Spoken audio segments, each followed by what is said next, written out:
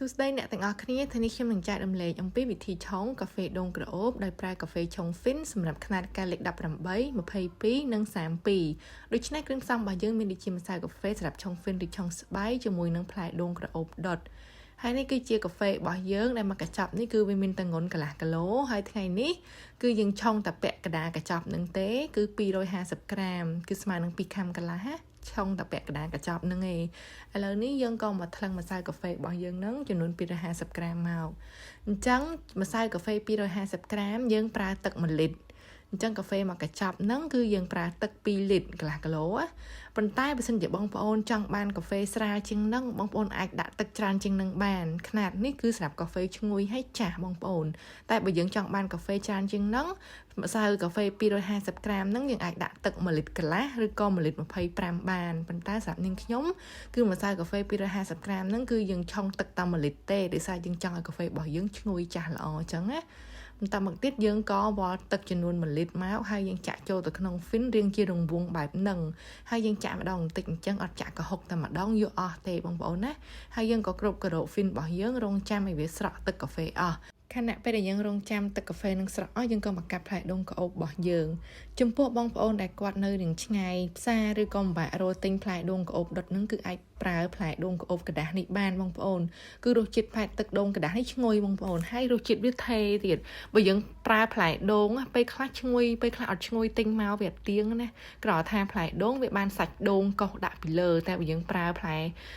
ទឹកដូងกระดาษយើងអត់មានសាច់ដូងដាក់ដេកពីលើអញ្ចឹងណាបន្ទាប់ពីយើងកាប់ទឹកដូងដាក់ចូលក្នុងកែវមួយហើយយើងក៏មកកោសសាច់ដូងរបស់យើងជាចំណិតចឹងមកសម្រាប់ដាក់ពីលើកាហ្វេរបស់យើងដោយឡែកទឹកដូងនេះភ្លក់ទៅគឺថាអត់មានឈ្ងុយសោះបងប្អូននេះសារតែផ្លែដូងនឹងទិញមករៀងបានអាធំវាឈ្ងុយទេអាតូចបានឈ្ងុយដល់ពេលចឹងហើយយើងត្រូវលាយជាមួយទឹកដូងกระดาษហ្នឹងចំនួន 300 ml ទៀតមកលាយចូលគ្នាហើយយើងកូរចូលគ្នាអញ្ចឹងមកឲ្យវាឈ្ងុយដោយសារតែទឹកដូងกระดาษវាឈ្ងុយជាងអាផ្លែដូងដែលយើងទិញមកទៀតបងប្អូនឥឡូវនេះកាហ្វេរបស់យើងក៏បានស្រក់ទឹកអស់ហើយយើងក៏មកដកកាករបស់វាចេញហើយឥឡូវនេះយើងក៏ចាប់ផ្ដើមឆុងកាហ្វេដូងក្អូបរបស់យើងចំនួន3កែវ3ខ្នាតនឹងមកគឺយើងយកកែវ3ចឹងមកចំពោះកែវលេខ18យើងប្រើទឹកដូងក្អូបចំនួន35 ml ចំពោះកែវលេខ22យើងប្រើទឹកដូងក្អូបចំនួន50 ml និងកែវលេខ32យើងប្រើទឹកដូងក្អូបចំនួន60 mlបន្តមកទៀតយើងក៏ប្រើជាមួយនឹងទឹកដោះគោខាប់ចំនួន30 ml សម្រាប់កែវលេខ18ហើយចំពោះកែវលេខ22វិញគឺយើងប្រើទឹកដោះគោខាប់ចំនួន40 ml ដោយឡែកចំពោះកែវលេខ32គឺយើងប្រើទឹកដោះគោខាប់ចំនួន60 ml ដូច្នេះចំពោះជាតិផ្អែមគឺអត់អាចកំណត់ទេបងប្អូនគឺយើងអាចបន្ថែមបន្ថយបានតាមចំណូលចិត្តណា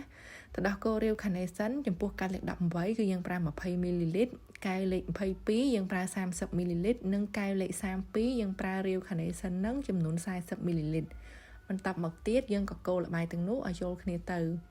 ដោយសារតែយើងមានទឹកដូងហើយចឹងដោះគោស្រស់យើងបន្ថយតាមនឹងអញ្ចឹងណាឥឡូវដល់វគ្គចាក់ទឹកកាហ្វេចូលម្ដងចំពោះកែវលេខ18គឺយើងប្រើទឹកកាហ្វេហ្នឹងចំនួន80 ml ចាក់ដល់លេខ80ចឹងមកណាចំពោះកែវលេខ22វិញគឺយើងប្រើទឹកកាហ្វេចំនួន100 ml គឺយើងចាក់ដល់លេខ100ចឹងមកចំពោះកែវលេខ32វិញគឺយើងប្រើទឹកកាហ្វេហ្នឹងចំនួន150 ml ចាក់ដល់លេខ100ហើយបន្ថែម50ទៀតមកគ្រប់100ហើយបន្តមកទៀតយើងក៏កូរល្បាយកាហ្វេរបស់យើងទាំង3កែវហ្នឹងឲ្យវារលាយចូលគ្នាល្អរួចហើយយើងក៏យកកែវលេខ18 22និង32មកដួសទឹកកកដាក់ឲ្យពេញទាំងអស់ចឹងមកហើយល្បាយសម្រាប់កែវលេខ18យើងចាក់ចូលកែវលេខ18ល្បាយសម្រាប់កែវលេខ22យើងចាក់ចូលទៅក្នុងកែវលេខ22មកហើយល្បាយសម្រាប់កែវលេខ32ក៏យើងចាក់ចូលទៅក្នុងកែវលេខ32មកជាការស្រេចជាចុងក្រោយយើងក៏ចាប់សាច់ដូងដែលយើងបានកោសមុននឹងដាក់ពីខាងលើមកជាការស្រេចអញ្ចឹងបើយើងប្រើផ្លែដូងក្អូបដុតអញ្ចេះគឺយើងមានសាច់ដូងដាក់ពីខាងលើតែបើយើងប្រើទឹកដូងกระดาษគឺយើងអត់មានសាច់ដូងដាក់ទេបងប្អូនប៉ុន្តែទឹកដូងกระดาษរសជាតិរបស់វាគឺថេរឈ្ងុយថេរប៉ុន្តែផ្លែដូងអត់ទៀងទេបងប្អូនទិញចំពេលខ្លះឈ្ងុយពេលខ្លះអត់ឈ្ងុយអញ្ចឹងយើងប្រយ័ត្នឡើងនឹងតិចណាដូច្នេះកាហ្វេដូងក្អូបរបស់យើងក៏បានរួចរាល់ហើយបើសិនជាអ្នកទាំងអស់គ្នាមានចំណាប់អារម្មណ៍ចង់បានគ្រឿងផ្សំកាហ្វេឬក៏គ្រឿងផ្សំតែគុជអាចតាក់ទងបានខាង page ដែលនាងខ្ញុំបានដាក់នេះសូមចុចជួយ like page ឬក៏ជួយ subscribe channel YouTube ម្នាក់មួយផងដើម្បីទទួលបានវីដេអូថ្មីៗជាច្រើនទៀតអរគុណច្រើនអ្នកទាំងអស់គ្នា